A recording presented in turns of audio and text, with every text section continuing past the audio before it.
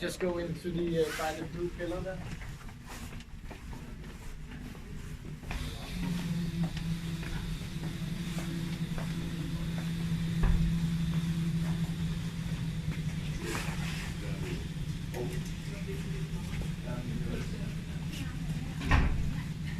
Jeg sætter mig i fint til at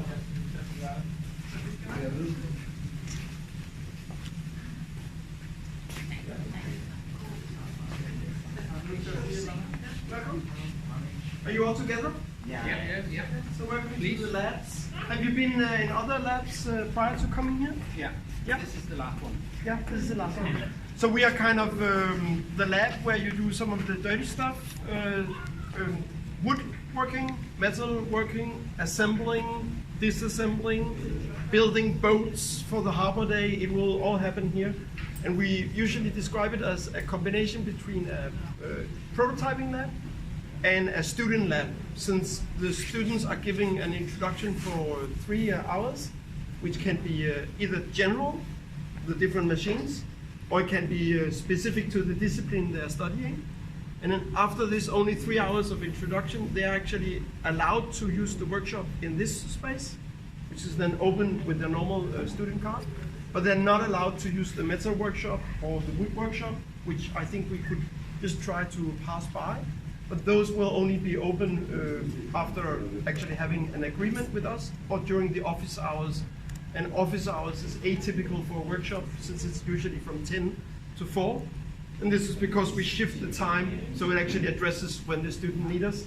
And there are never a student from 8 o'clock here. So if I meet at 8 o'clock and leave at 2, I will end up with a lot of problems at 2 o'clock, since actually this is where a lot of the student activity goes on. So sometimes we shift that time, so we are here a little bit later, or sometimes we are here a little bit earlier to receive materials.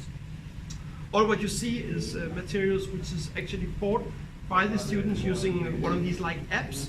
So we have no money here, we don't have any economical transactions with the students, but they buy the quantity either by meter or by weight, depending on the materials. And some of the materials are sold more than once, since it is like a sustainability agenda that everything which is just a prototype needs to be dismantled after use. Also here, so the same materials can actually be used multiple times and also resold, keeping the price down, which is like a strategy on our side. So you see underneath, for example, the tables here are a lot of wood. Some of those are new, like chunks of wood, and some of them have been used by these boat builders, which was in this start of the semester.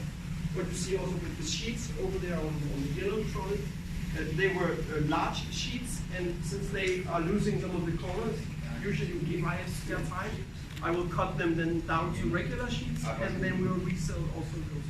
So the price is actually, same goes with everything you see on the shelves, which is kind of not the normal way to run a workshop, but this is appreciated from the students, but also from outside, because we see the need of not putting everything in the container.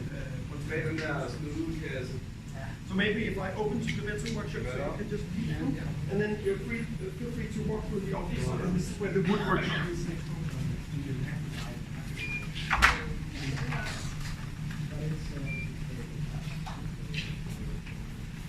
I think we can be here, right? Yeah.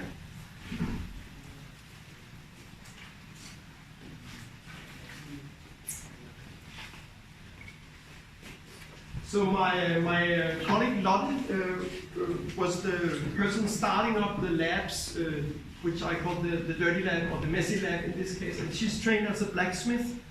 And since she was here like 6 years ago and there was nothing, or it was like just a regular empty space, she was actually in control of which machines would be relevant for metal working. You see that there's also an opening with the door, so we get 4 sheets of metal, or full length of these rods or tubes, which is delivered by truck. And then we can cut them down on the bandsaw. We can weld them together, for example, in the welding corner. We can flat, like give them an incision or cut them. We can roll them so they are curved.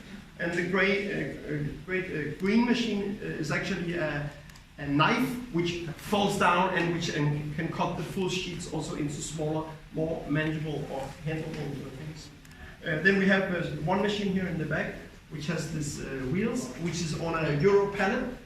And this is because we use that machine for bending also tubes. And you can see that we are like having a problem both with the size of the door, but also with the ceiling height. So when we actually bend things, we need to transport the machine outside and then do the bending outside. And sometimes we exit through the door at the end. So we can actually have that in the sun outside, and then it's only the machine which goes back in, since all the objects are now too large to fit into the building, which is kind of interesting. This, you know, if you're making like a lamp, that you can do certain parts of the welds here, but once it gets a particular size, it will not be possible to exit through the door. So we need to plan, and the students also obviously need to be aware of that, when to decide to take it outside. Then in the corner we have a small area where we can do grinding. Anything which has a lot of sparks or which generates a lot of dust is like inside a room, inside the room. So we can focus to having that. And normally there will not be an open door here, but a lot of students have access to this room, so they can open the same as I did here now with my key card, and also come after hours or in the weekend. And the only policy of safety in this case is that they need to be more than one person at any time in the workshop, which is also nice to know. Yeah, and the introduction is also a safety course. Yes, so the safety course is a lecture which is held by Barbara in like an auditorium setting, and that is all the general safety issues also involving chemicals, fumes, and then when the students come here, they have already passed that lecture, so we can focus on what is actually the hazards in these workshops, and why is, for example, this door always locked if you don't have access. So we don't mix and match the wood and the metal, for example. They also have separate exhaust systems, so we don't get a fire, for example, inside the exhaust system, which is something obviously a blacksmith would know, but somebody like me, trained as a designer, would not necessarily know that that could be an issue. So I could actually, without knowing that, stand doing something which would be regarded as a no-go, and that is very nice also to have a shared experience about that. What does the student actually do? How do they actually keep this critical information and separate it from the more general information, which is not like in this particular workshop.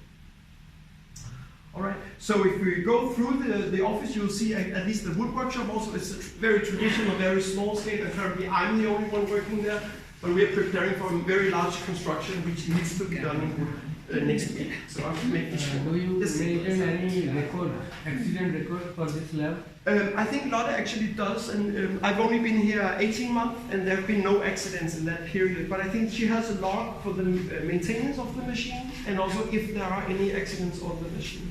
But it's not physical next to the machine. Is it possible to show us the accident record book? Yeah, if I was briefed in advance, I could have asked her, but she will not be here for the next 6 weeks, so I don't know where she keeps it. Okay. But it's a nice question.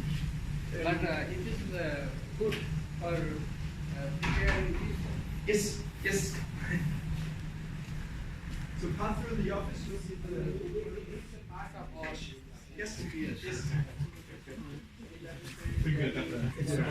Yeah, it's for like to put in some piece of wood. It's a soft part.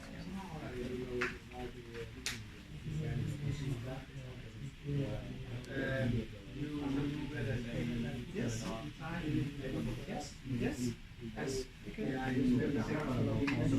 Yes, if you have time, but I'm not sure if you have, because the last team was just passing very quickly. Yes.